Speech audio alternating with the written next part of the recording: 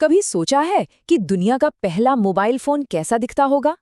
वो 1 किलो से भी ज्यादा भारी था और उसकी बैटरी बस 30 मिनट चलती थी। सुनने में ही अजीब लगता है ना?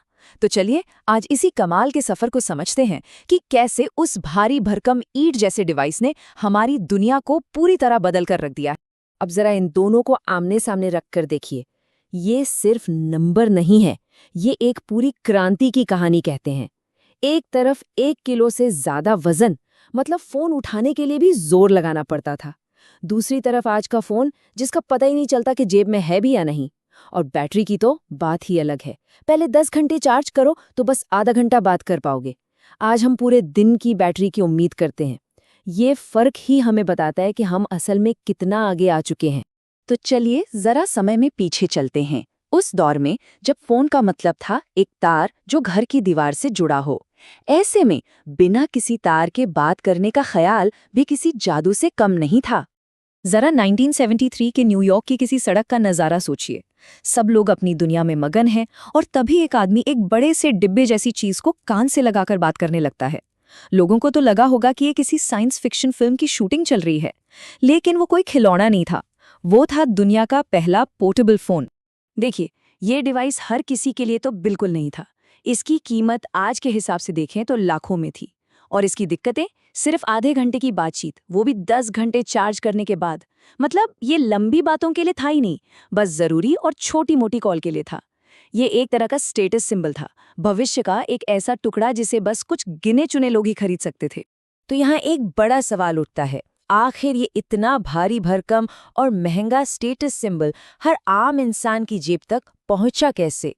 ये सफर कई दशकों का था, जिसने टेक्नोलॉजी की दुनिया को हमेशा के लिए बदल दिया।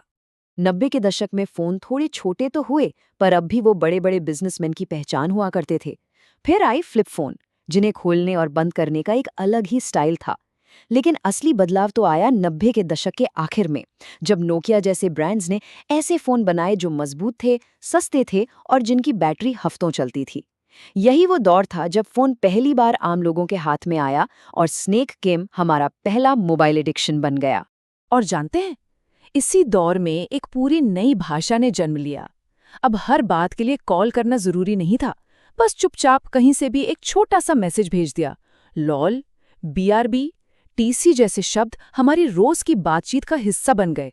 कम्युनिकेशन अब ज्यादा तेज और कहीं ज्यादा पर्सनल हो गया था। लेकिन फोन का छोटा होना और टेक्सटिंग की शुरुआत, ये तो समझिए बस असली कहानी की तैयारी थी। असली तूफान तो तब आया जब फोन का मतलब ही बदल गया। ये कोई छोटी मोटी तरक्की नहीं थी, ये एक पूरी तरह से नई दुनिया की शुरुआत थी। चलिए अब बात करते हैं स्मार्टफोन क्रांति की, जिसे एक चमकदार कांच के टुकड़े ने जन्म दिया। इसको ऐसे समझते हैं, घोड़ा गाड़ी को और तेज दौड़ाना एक सुधार है, लेकिन एक कार बना देना एक क्रांति है। स्मार्टफोन भी कोई बेहतर फोन नहीं था, ये तो एक पावरफुल कंप्यूटर था जो हमारी जेब में फिट हो सकता था, और हाँ, उससे कॉल भी कर सकते थे। इस पूरी क्रांति का जो जादुई शब्द था, वो था ऐप। सोचिए, हमारा फोन एक खाली टूल बॉक्स की तरह है और हर ऐप एक नया औजार है जो हम उस बॉक्स में डाल सकते हैं। गेमिंग के लिए, सोशल मीडिया के लिए, बैंकिंग के लिए, हर चीज के लिए एक अलग औजार। अचानक हमारा फोन वो सब कुछ कर सकता था जो हम उससे करवाना चाहते थे।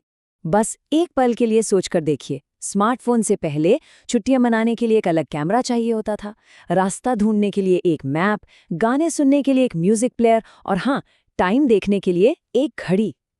आज ये सारी दुनिया, ये सारे गैजेट्स हमारे हाथ में मौजूद इस एक डिवाइस में समा गए हैं।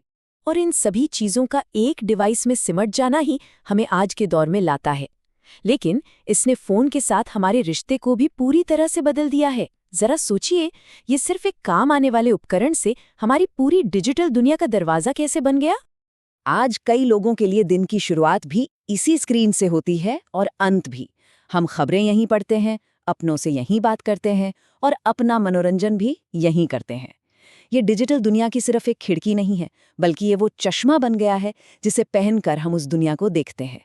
ये तय करता है कि हम क्या देखेंगे और कैसे देखें। ये बात उस पूरे सफर को कितनी खूबसूरती से बताती है ना? मकसद सिर्फ उस भारी ईंट को छोटा और तेज बनाना नहीं था, मकसद था इस टेक्नोलॉजी को हमारी जिंदगी में इस तरह से बुन देना कि वो अलग से महसूस ही ना हो, और आज ये हमारी जिंदगी का एक अटूट हिस्सा है। तो कुछ ही दशकों के अंदर हम बात करने वाली ईंट से एक ऐसे पोर्टल तक पहुंच गए हैं जो हमें पूरी दुनिया से जोड़ता है। और ये सफर हमें एक बहुत ही दिलचस्प सवाल पर लाकर छोड़ता है कि अब आगे क्या होगा। क्या फोन हमारे चश्मे में समा जाएंगे या शायद सीधे हमारे विचारों से जुड़ जाएंगे? खैर, भविष्यवाणियां चाहे जो भी हों, एक बात तो पक्की है, इस कहानी का अगला अध्याय लिखा जाना अभी बाकी है।